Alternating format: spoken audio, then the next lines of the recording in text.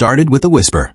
A soft, almost childlike giggle that drifted through the air of the old Briarwood Orphanage, abandoned for decades, standing alone like a decaying corpse of brick and wood at the edge of a forgotten town. Nobody dared to enter after the incident 30 years ago. Nobody except Evelyn Hart, a 27-year-old investigative journalist with a fascination for the supernatural. She wasn't afraid of the stories, the missing children, the strange dolls found with nails in their eyes, or the priest who supposedly burned himself alive inside the chapel. She wanted proof. And proof was what she'd get. Evelyn arrived just before sunset, her camera hanging from her neck, her flashlight trembling in her hand.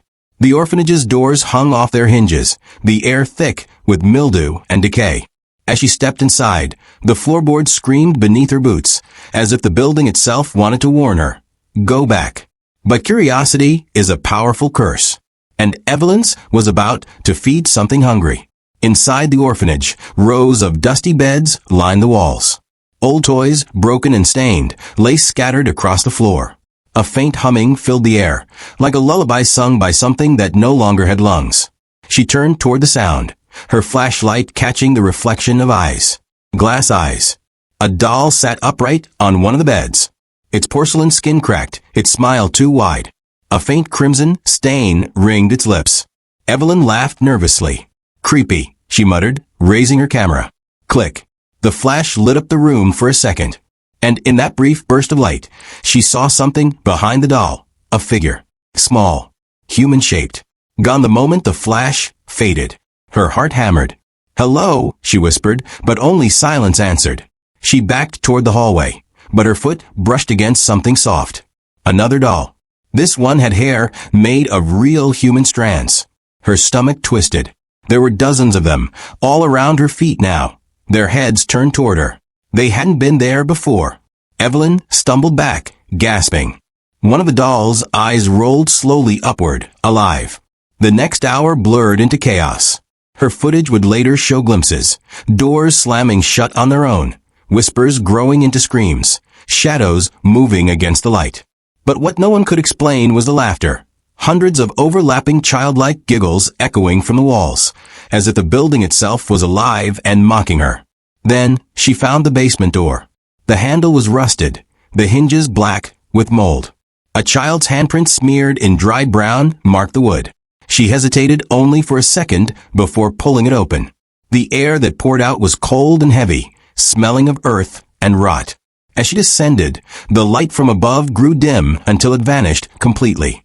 The basement was filled with boxes, old toys, furniture, and more dolls.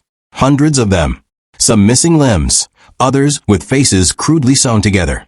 And, in the center of the room, an altar. On it lay a large porcelain doll, dressed in a black funeral gown. Around it, candles burned without flame, just glowing embers that refused to die. Evelyn's breathing quickened. Her camera flickered, showing a glitch of static. Then a face, a child's face, smiling inches from the lens. She dropped the camera, the image spinning to the floor. The audio captured her screams as the dolls began to move, their heads twitching, their arms bending unnaturally. From the shadows, something whispered her name. Evelyn. The large doll on the altar turned its head toward her. Its mouth opened with a dry crack. Play with us. The last thing Evelyn saw before everything went dark was the doll's mouth stretching wide enough to reveal rows of human teeth. 2 weeks later, a local paranormal YouTuber named Mason Reed found the footage. He was known for exploring haunted locations and faking scares, but this footage felt too real. It ended mid-scream, the video glitching into static. Mason, driven by both fear and curiosity, decided to continue Evelyn's investigation. He gathered his crew and entered Briarwood Orphanage one stormy night, cameras rolling. We're going to find out what happened to her, he told his viewers. But something inside the building didn't like intruders. As they explored, they began finding strange dolls that resembled them. One had Mason's beard painted crudely on its face. Another had the exact shirt his cameraman was wearing.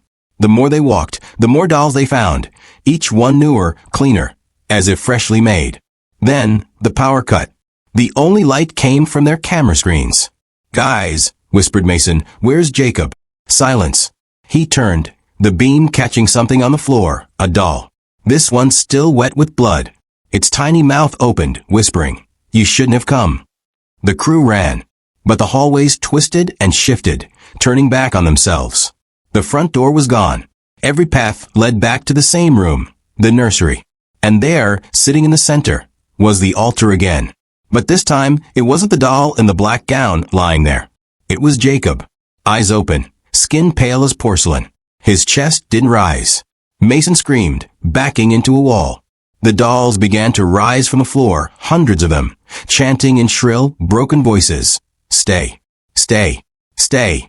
One by one, they climbed him, tearing at his flesh, their porcelain fingers slicing his skin. His screams filled the orphanage until only giggles remained. When the police arrived days later after a missing persons report, the building was empty. Only the camera was found, playing on loop.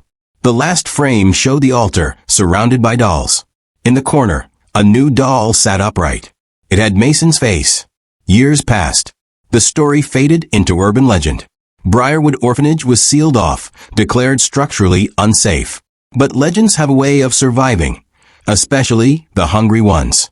In 2025, a young collector named Lila Torres purchased a box of vintage dolls from an estate auction.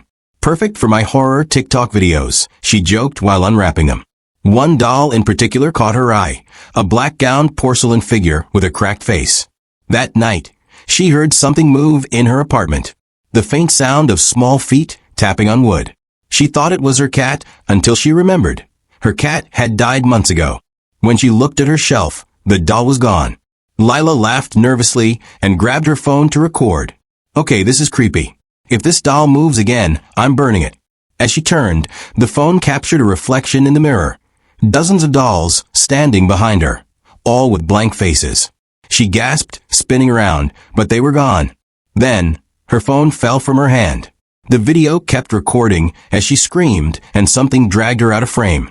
The last visible thing was the black-gowned doll stepping slowly toward the camera. Its lips moved. "We found you." The video went viral. Millions watched, debated, and joked about how realistic it looked. Nobody noticed the shadow in the background moving from one video to the next. No one saw the dolls appearing on shelves behind influencers who reacted to it.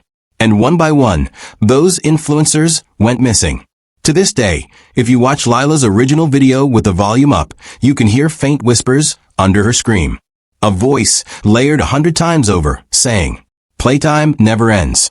And somewhere, in an old forgotten orphanage deep in the woods, the dolls still wait, smiling, watching, whispering names of those who watch their story.